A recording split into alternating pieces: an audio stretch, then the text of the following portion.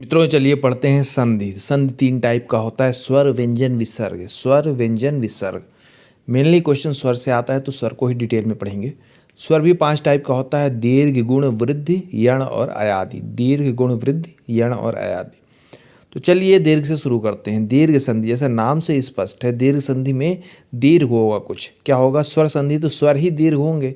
तो दीर्घ संधि में अगर आपको ये तीन वर्ण बड़ा आ, बड़ा ई और बड़ा ऊ किसी शब्द के बीच मिलता है तो वो दीर्घ हो जाता है। जैसे गिरीश है, देवानंद है, भानुदय। आप इसका संधि विच्छेद भी करोगे तो अलग अलग वर्ड का अलग अलग मतलब निकलेगा। जैसे देवानंद का देव, धन, आनंद दोनों का मतलब निकल रहा है।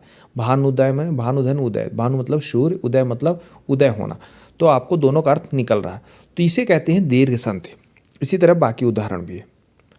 अब देखिए गुण संधि। गुण संधि की खासियत क्या है, कैसे पहचानेंगे? कोई भी वर्ड है अगर उसमें ए की मात्रा है या ओ की मात्रा है या अर की मात्रा है, जैसे सुरेंद्र है, सहोदर है, देवर्षि है, तो ये क्या होता है? ये होता है गुण स्वर संधि।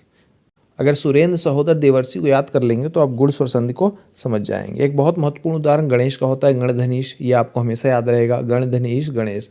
तो ए की मात्रा या ओ की मात्रा हो तो क्या होता है? गुण संधि।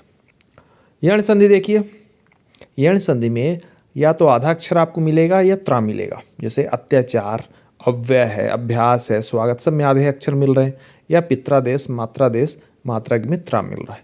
साथ ही साथ या और वा देखने को मिलेगा, या और वा बीच में, तो क्या हो जाएगा? यण संधि। आगे देखिए वृद्धि संधि।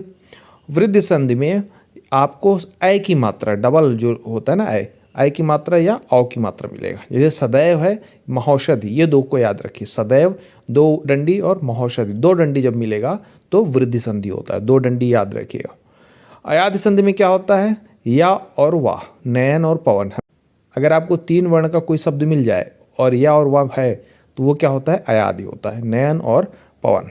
बस याद रखिएगा, इससे आपका क्वेश्चन बन जाएगा। आगे देखिए व्यंजन संधि।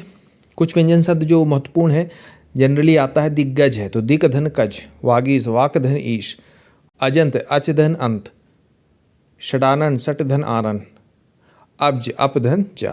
कुछ विसर्ग संधि के उदाहरण देख लीजिए। धनुष टंकार, धनु धन टंकार, निश्चल निधन चल, निस्तार निधन तार, दुशासन दुधन शासन और निसंदेह निधन संदेह।